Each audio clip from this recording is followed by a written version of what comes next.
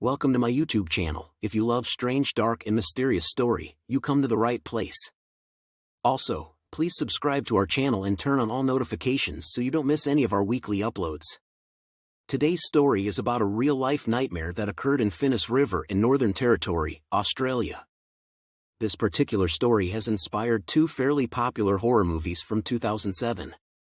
They are Blackwater and Rogue. Alright, let's get into it. The Northern Territory is based Australia. It is famous for the stunning beauty and also with its unseen dangers. It's here in the calm waters of the Finniss River, a story of leisure turned into a terrifying tale of survival unfolded. Australia's Northern Territory, a vast and wild landscape teeming with an array of fascinating wildlife. Among them, there is one of the world's most formidable predators, the saltwater crocodile. Saltwater crocodiles, also known as salties, are among the largest reptiles on Earth. Nearly hunted to extinction in the last century, they're now a protected species. Their numbers rebounded to an estimated 100,000. But with this resurgence comes a stark reminder of the potential dangers they pose to humans. At 11:40 a.m., December 21, 2003, a truck roars to life as three childhood friends set off on a journey south from their home in Darwin, the capital city of Australia's Northern Territory. The friends, 22-year-old Brett Mann and 19-year-old Sean Blowers and Ashley McGuff, had grown up in Darwin, a city perched on the edge of a vast, untamed wilderness. The Northern Territory, also known as the Top End, is a mammoth land, 6 times larger than the UK, yet it is home to only 250,000 people. Living in the Top End is not for the faint-hearted. Poor infrastructure and the sheer ruggedness of the landscape keep its population low, but the most striking deterrent is the ever-present danger that lies within its wild and untamed expanses. Scorching heat, violent and unpredictable weather, wildlife that's more than just a little threatening. Life in the Top End is not for everyone, but for our trio, Brett, Sean, and Ashley, it was just home. They were as acclimated to this harsh land as anyone could be. But there's one danger the wilderness couldn't prepare them for, the monotony of city life. Darwin may be a haven in the wild, but like any city, it could bore its young residents. So to escape the city's grip, they decided to make a trip, a journey to a salt flat located about 50 miles southwest of Darwin. Little did they know this wasn't going to be just another day out in the wild. Their mission, to conquer the wide-open plains on their quad bikes. The bikes secured in their trailer, they hopped in their truck, and at 11:40 a.m., they drove away from the confines of their city, heading into the heart of the untamed Top End. Their route took them down a dusty dirt road that cut through the wilderness, skirting iconic eucalyptus trees, towering palm trees, and the monolithic termite mounds the Top End is known for. Half an hour into their drive, they passed the Tumbling Waters Holiday Park, a haven for families with a taste for adventure.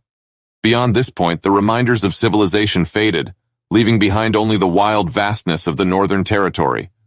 Undeterred by the wilderness around them, they drove on for another half hour. The comforting symbols of human habitation vanished, replaced by the endless expanse of the outback. Soon the trees on either side of the road grew denser, their branches reaching out to each other over the road, creating a canopy that made it feel as though they were driving through the heart of a jungle. Although hidden by the thick vegetation, the boys recognized the signs. They knew they were nearing the Finniss River, a silent, unseen companion guiding them deeper into the wilderness. The Finniss River, while not a massive waterway, was an imposing feature of the Top End. Its brackish, impenetrable waters, stretching 30 miles east to west, were as inviting as they were treacherous. The river's dark, nearly opaque waters lent it an air of mystery and danger, an abyss in the heart of the wilderness. As they drove on, the wild tangle of trees to their left began to thin out, revealing the expansive salt flats, a stark contrast to the dense jungle. Parking their truck on the still forested right side of the road, the boys unloaded their quad bikes and drove onto the flats, a playground waiting to be explored. The rain-soaked, muddy flats were perfect for a day of high-octane fun, racing and splashing each other with mud. After hours of adrenaline-fueled excitement, they decided to call it a day at 4:30 p.m. The bikes were loaded back onto the trailer, ready for the journey back home.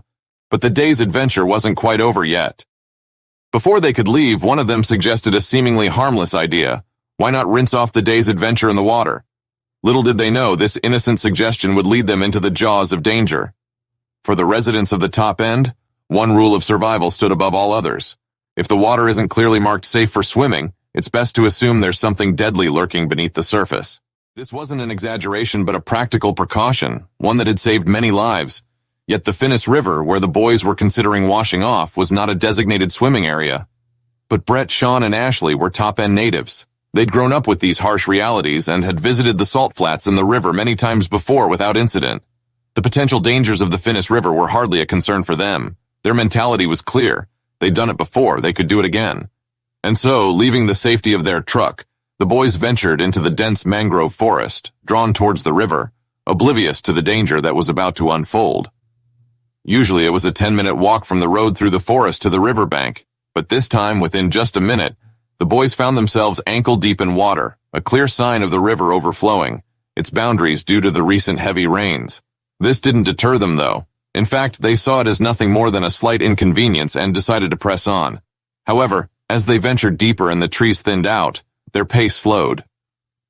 The banks of the swollen Finniss River were notoriously steep. One misstep could send them plunging into the deep black water. And this was no hypothetical danger. One of the boys slipped, his foot finding the hidden edge of the riverbank. He caught himself grabbing onto a mangrove root. The others, witnessing this near accident, came to his aid. Together, they stood at the edge, looking at the black, fast-moving river, contemplating their next move. But again, their familiarity with the environment seemed to overshadow the evident dangers. They decided on a plan. They would hold on to the mangrove roots, lower themselves into the water to wash off, and then pull themselves back up. Simple, or so they thought. The boys went with their plan, hanging onto the mangrove roots while they washed the dried mud off themselves.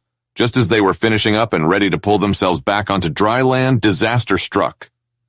Brett, in a sudden unfortunate mishap, lost his grip on the mangrove root, slipping down the embankment, and was quickly swept away by the powerful current. His friends, Sean and Ashley, turned around just in time to see Brett disappearing down the river. Instinctively, Sean and Ashley jumped into the river after Brett. Despite the perilous situation, they didn't panic. All three were competent swimmers, and they figured they would meet up with Brett downstream and then swim to the bank. But once they were in the water, the reality of the situation hit them. The current was much stronger than they had anticipated. Their plan to swim downstream and meet up with Brett suddenly seemed a lot more daunting. However, they were determined. They would reach Brett and then get out of the water. Little did they know the situation was about to get far worse. Summoning all their energy, Sean and Ashley swam furiously downstream, and with the current's aid, they reached Brett in a matter of minutes. They decided to let the current carry them as they searched for a safe spot to exit the river. Drifting along, they kept a keen eye out for a clump of mangrove trees on the bank. Without something to grab onto, getting out of the river would be impossible. Despite the perilous circumstances and the shockingly strong current, the boys remained confident. They believed they would soon find a safe place to exit the river, turning their predicament into a remarkable tale of survival and resilience. With Sean leading, Ashley following closely behind, and Brett trailing, the boys, mere arm's lengths apart, were carried downstream by the relentless current. All their attention was focused on the left bank of the river, hoping to find a safe place to disembark. The minutes ticked by as they continued their search, unaware of the imminent danger lurking beneath the river's murky depths. Suddenly, Ashley broke the tense silence. "There's something in the water," he shouted, his voice filled with terror. Panic took hold of Sean, and without even glancing back, he frantically swam towards a solitary tree growing from the river's heart. Reaching the tree, Sean managed to hoist himself onto the first fork, about 6 to 8 feet above the water. He then turned and pulled Ashley up beside him. They looked back, expecting to see Brett, but he was nowhere in sight.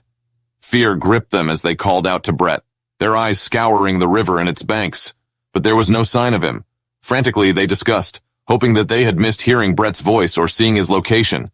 Their hearts pounded as they climbed higher, desperate to spot their missing friend. Suddenly, Sean noticed a flash of yellow in the water below. Nudging Ashley, he pointed out the mysterious object. As they watched from their vantage point, about 10 feet above the river, the yellow object began to rise. Their eyes widened as the object surfaced, and revealed itself to be Brett, still clad in his yellow jacket. But the sight that met their eyes was too horrific to comprehend. Brett was caught in the deadly grip of a 13-foot-long saltwater crocodile. Their friend was face down, motionless, held underwater by the beast. Fear paralyzed the boys as they stared helplessly at the terrifying scene playing out beneath them, unable to do anything. For a full 2 minutes, they stood frozen, locked in a staring contest with the monster of the deep. It seemed as if the crocodile was issuing them a silent threat. "Your friend was my victim, and you're next." The crocodile suddenly submerged back into the river, taking Brett with it, and disappearing into the darkness. Driven by a primal instinct for survival, Ashley and Sean immediately began climbing higher. They managed to find their way to 2 more branches, higher above the water. Sean situated himself on a branch about 10 to 12 feet above the water's surface, with Ashley on a slightly higher one. With their initial panic subsiding, they took a moment to breathe and assess their dire situation. Their minds couldn't yet process the horrific fate of their friend.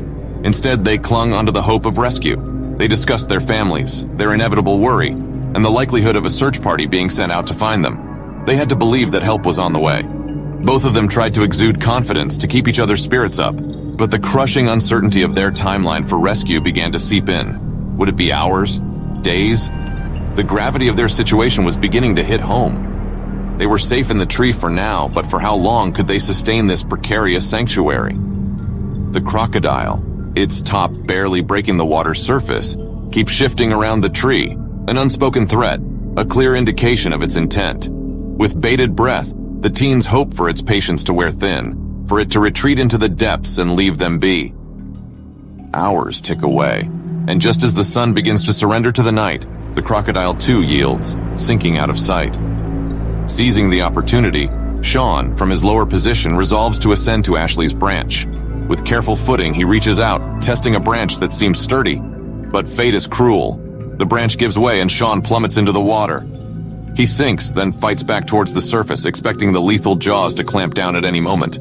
He surfaces to find the current has dragged him away from the tree. Panic seizes him as he frantically kicks, knowing that the movement will only draw the crocodile, but seeing no other option. In a desperate show of strength, he manages to grab a tree root, his lower body still submerged.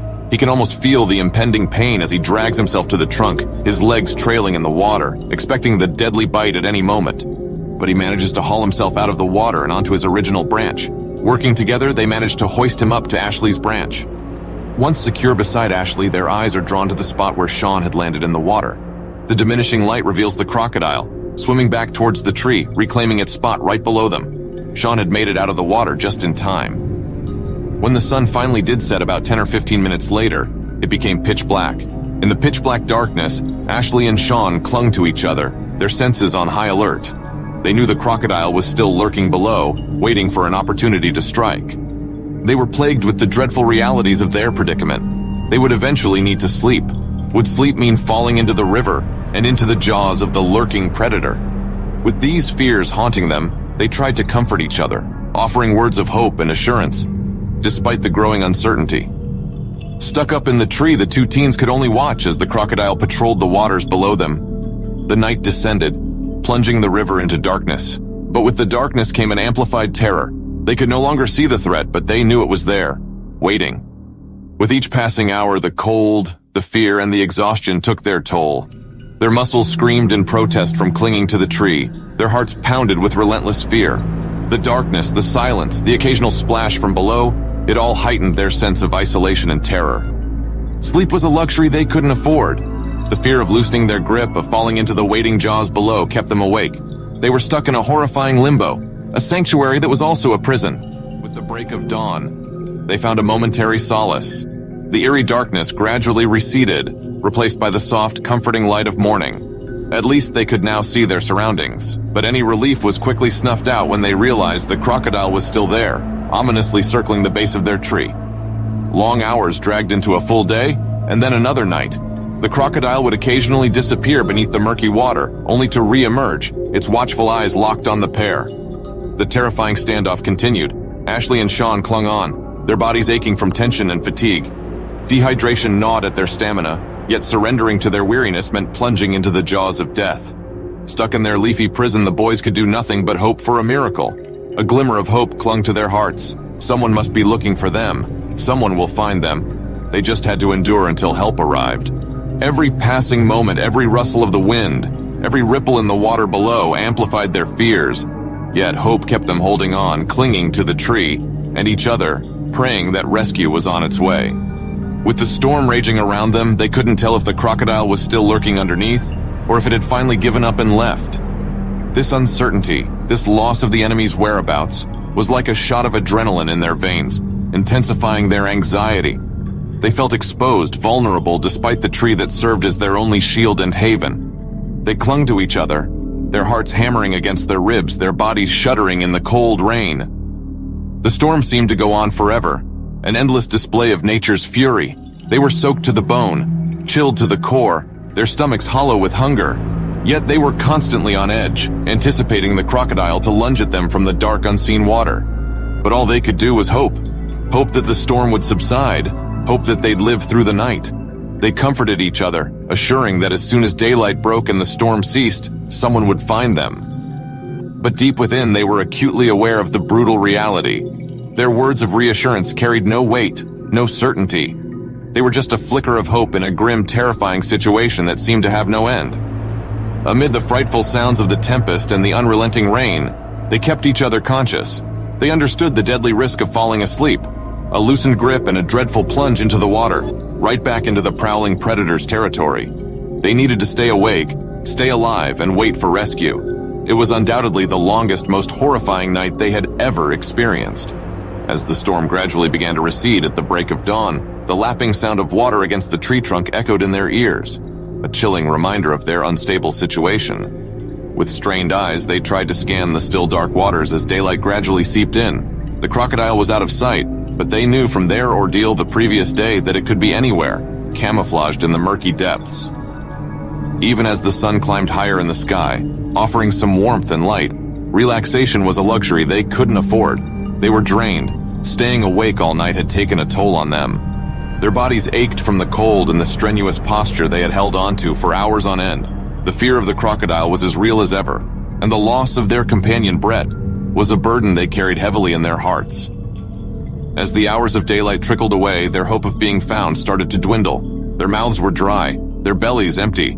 They held on to each other, praying and waiting. Every rustle, every splash in the water struck fear into their hearts, anticipating the crocodile to surface once again. Despite their grim predicament, they held each other tight, sharing words of comfort, trying to keep hope alive. But with each passing hour, maintaining optimism was an uphill battle. They realized they were in a desperate, life-threatening situation, and rescue seemed increasingly improbable.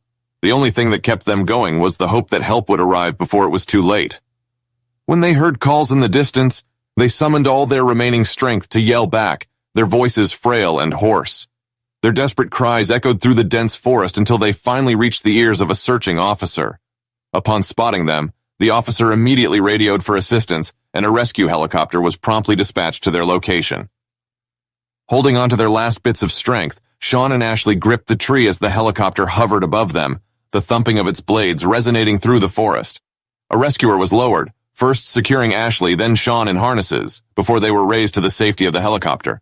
Once on board, they were quickly wrapped in blankets and given water, their bodies shaking uncontrollably from both the chill and lingering fear. The helicopter then whisked them straight to the nearest hospital where they were treated for hypothermia and dehydration. In the aftermath of their ordeal, they shared their bone-chilling experience with the police and local news. It was a horrifying account that shook the community and left them mourning the tragic loss of Brett.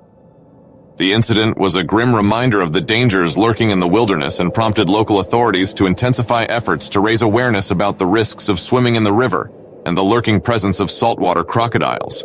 While both Sean and Ashley made full physical recoveries, the emotional scars from that night will remain etched in their hearts forever. Physically, Sean and Ashley healed, but emotionally they were deeply scarred by the loss of their friend in such a traumatic way.